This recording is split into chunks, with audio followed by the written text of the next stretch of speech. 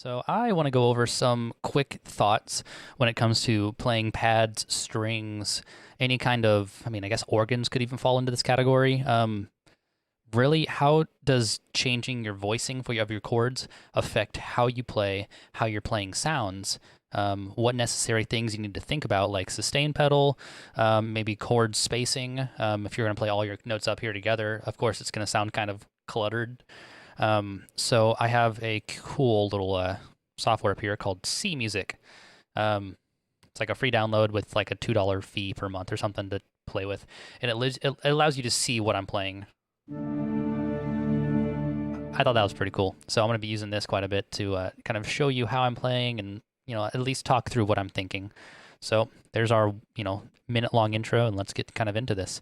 So my first patch I have right here, and I assume this might go a little bit quick, so I'll kind of break it down as I think of things to say. For the most part, this is an Arcus preset called Birds Calling under the pads folder. So here's it with the mod wheel down. As I sweep up, kind of brings in some strings, a little bit of accents.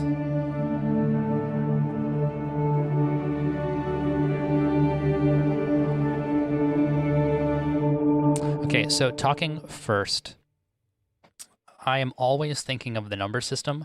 So some people call it the Nashville number system. I just think of it as numbers. So essentially every note in a scale or every chord in a scale is given a number from 1 to 7. So 1 is going to be your root note, walking all the way up to 7. And watch my left hand right here. So the note I'm playing over here on the left, that your lowest note is going to be the technical number of the scale or the chord you're playing in the scale. So here's a 1, here's a 2, 3, 4, 5, 6, and a 7. Back to the 1. So I'm thinking of chord progressions. So I'm going to play like a 1, 4, 5. So here's a 1, here's a 4, 5, back to the 1. Now, the number system really deserves its own video, so I'm not going to go too in-depth with that or, how to do inversions and stuff. Let's just focus on really more of the voicing and the spacing between notes in chords. So as I'm playing, I'm thinking of how distanced, how far away the notes are from each other, as well as how many notes I'm playing as a whole. So if I'm just playing a 1 chord, I could play it. There's a 1 chord. Here's an octave. If I added a third in here, and I think about as much as I would ever want to do at once is going to be about 4 notes. Because at this point, it's getting a little bit muddy. Of course, these 3 notes right here are pretty close to each other, so it's just a simple triad. But let's see what happens if I space those notes out a little bit. So let's do... So there's our octave.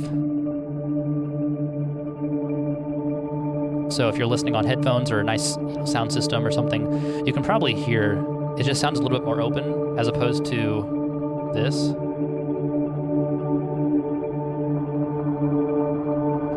So let's kind of open that up a little bit more. So let's go down an octave with my left hand.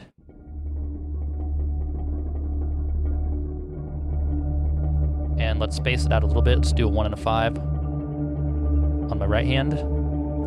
Now I'm only playing 4 notes right here, but as I change notes and chords, that's when my foot comes off the sustain.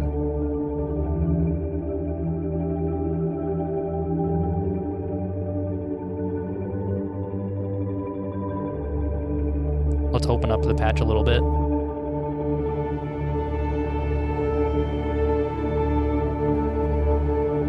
So let's do the exact same thing, keeping in mind, every time I change notes or chords, my foot comes off the sustain pedal. So let's change chords, up on the sustain.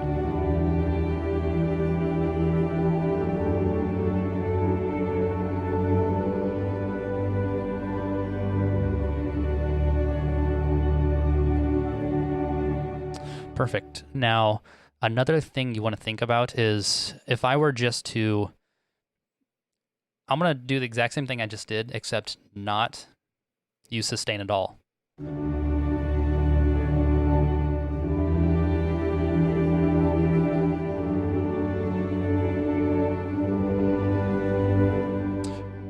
Of course, you're going to notice it sounds pretty choppy because obviously there's nothing filling the gap between chords. So as I'm playing more, you'll notice I often leave one hand just as it is and I don't even move it, or let one finger kind of anchor down a note to fill space. So in this case, it's going to be this D right here.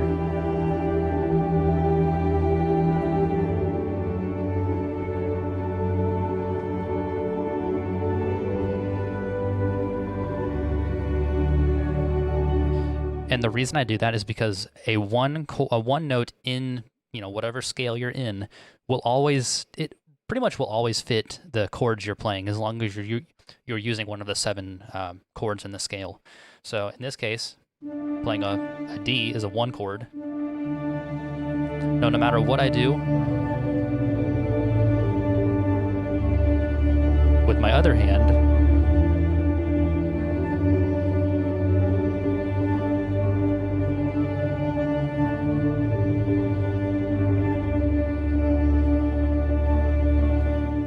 it's going to flow pretty well together.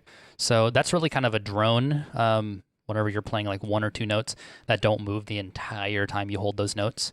On the left hand, it's typically called like a pedal tone. As old organs several hundred years ago, if you're playing 1 note with your foot, it's called a pedal tone. And you just kind of hold that for the rest of the track or the song or whatever. So let's go to another patch. This is an Omnisphere patch. Omnisphere's got some crazy awesome things. This is called Afterglow. There you kind of see it.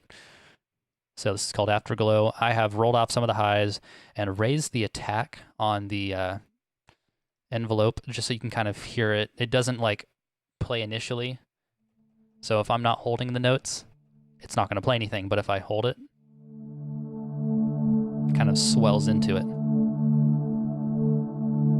So I'm actually going to layer these on top. So I want to play both.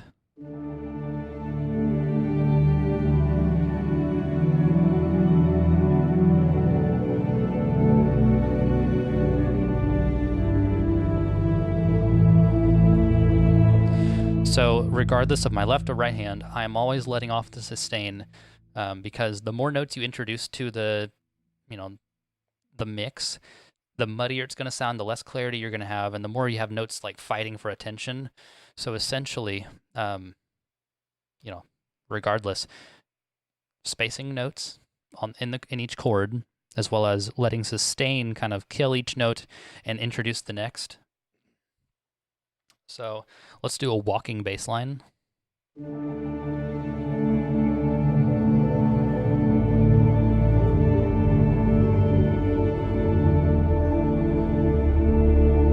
Let's do the same thing, except like walk it up with the right hand as well as playing chords.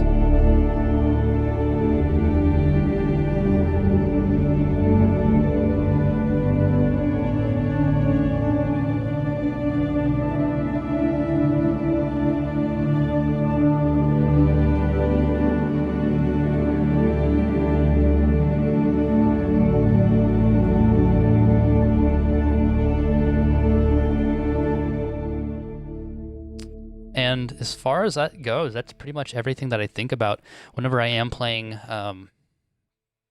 pads or strings, really anything where sustain is going to be your best friend. So I think that wraps it up. This is a first of a few videos like this where I kind of break down musically what's happening whenever I'm playing, as well as kind of giving some tips and tricks on just making things sound musical. If you have any questions or anything, if you leave a comment below, I will definitely get back with you guys.